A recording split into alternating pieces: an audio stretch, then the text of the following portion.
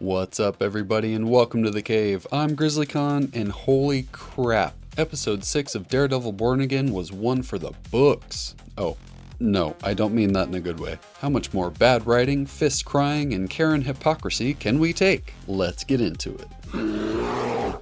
Dear God, every time I think this show can't get worse than it was the week before. So last week we had the absolutely pointless revival of Vanessa, only for her to die at the end of the episode anyway, and we spent most of the episode in her hospital room. Imagine my shock when that's exactly where this one starts off. Fisk still crying in a long, drawn-out funeral sequence that feels more like a goodbye from the writers to their favorite character of the show. No, GrizzlyKaun, this is Fisk about to get back into his savageness. Didn't you see how he killed the doctor? You know what? I would agree with you if there was a good reason why Fisk couldn't have been his normal savage self this entire time. However, the only reason he hasn't been is because the writers would prefer him to be a whiny, crying cuck that gives in to Vanessa's every demand. Since Disney Plus has started this series, he has not done shit. She makes all the decisions. She got the crime organization back together. This has been Wilson Fisk, not Kingpin. It was cool to see Jessica, of course. I don't so much mind how they introduced her. Feels kind of cheap doing everything off screen, but whatever. This is one of the least offensive scenes in the episode, so TT being the nurse that stitches up Bullseye felt like a little bit of a wasted opportunity for me. You're already bringing back all these past Netflix characters these past 2 episodes. Feels like it would have been real easy to just shoot a call over to Rosario Dawson since she's already working for Disney as Ahsoka and just maybe have her step in for a scene, I don't know. But again, least of my problems with the episode. Just something, wishful thinking. Karen fucking Page. They officially did it. I can't stand her character anymore. Foggy wasn't the only one they've managed to assassinate in this series. Karen's character is laying right there with him, bloody as hell. You're gonna tell me. Right, I pay every day for what I did to Wesley. I still have fucking nightmares. But earlier in the season, you're gonna have her firing shots off at Fisk's ICE agents without a second thought. You can't have it both ways. Either she's carrying trauma for murdering someone, or I just love killing. Pick a lane, stick with it. The inconsistency with storytelling in the series is just baffling to me how this show was ever greenlit for 3 seasons. But don't worry, we're not done with Karen yet. This whole storming of the weapons depot looks absolutely awful. Where they keep finding these stunt actors, I don't know, or maybe it's just the horribly written choreography. Whatever it is, damn.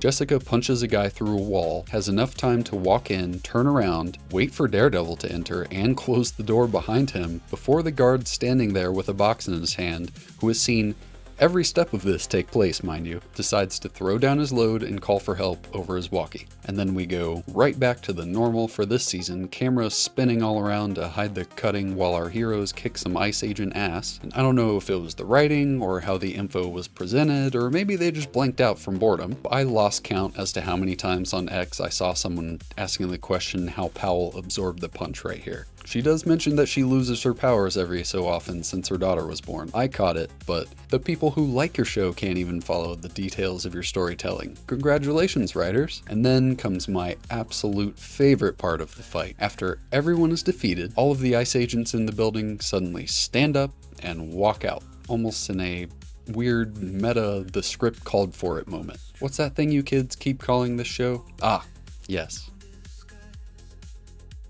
And then there's Heather. What the fuck was this scene? She obviously needs a therapist for her PTSD of killing Muse. I can say I believe hers, as opposed to Karen, who still supposedly suffers from killing Wesley. However, what started out as Heather going through some shit ended up later in the scene looking more like she just creamed her panties as she choked out Buck. This is the face of release right here. Between last week's rant from Matt about being into feet and this week with Heather and her breath play, I can only imagine what other freaky shit we'll be seeing by the end of the season. Back to Karen. Miss I'm still having nightmares about killing has no issues with putting a gun to Bullseye's head. Now she may have been bluffing, she may have actually pulled the trigger in the moment. I guess we'll never know. But the craziest thing about this scene is the amount of fans I've seen online that are saying what Daredevil did to Karen by throwing his baton at her hand to knock the gun away was domestic abuse. That is fucking wild. I saw post after post about this last night. Tell me you're insane without saying it plainly. Daredevil is saving 2 lives by stopping her from killing Bullseye. Why would he just let her kill him?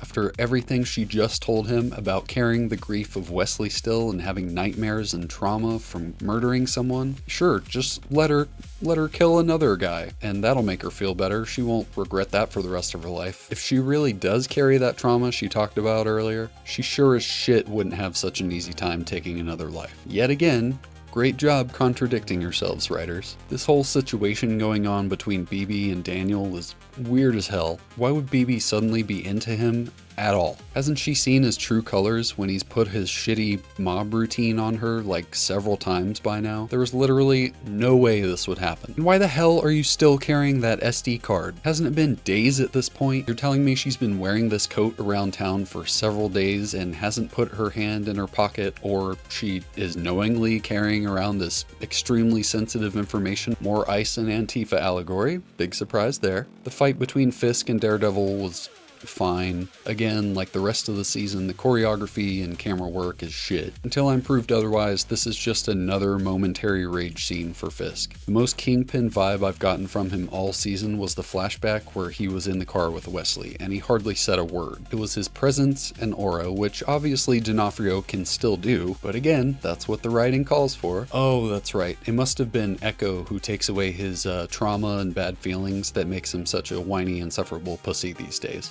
Makes sense. Duh.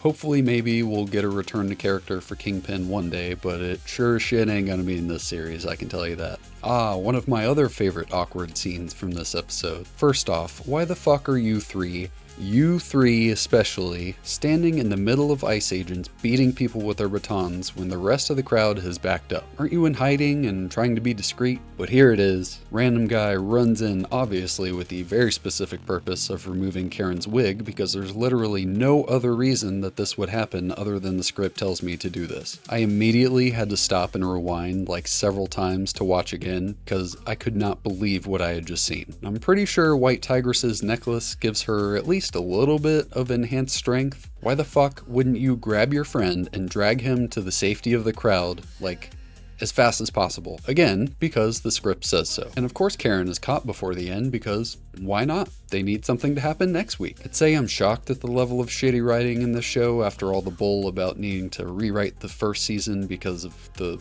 train wreck that it originally was. But this isn't my first Disney Plus Marvel series. This one just so happens to be attached to something that was fantastic before Disney got their hands on it. Even at its worst, it was never this bad. 2 more episodes to go, and then a break. Thank the Lord. I can't believe how vastly different my hype has been for this character since I first saw him show up in Spider-Man to now. At this point, just like you poor Trek fans out there, I'd rather one of my favorite characters be put on ice than fall victim to this travesty of a show anymore. If you enjoyed the video, please be sure to smash that like button and subscribe to the channel so you never miss future content. We will be back next week for the penultimate episode of Season 2. God save us all. So until next time, I'm GrizzlyKaun, and remember, the cave is always open.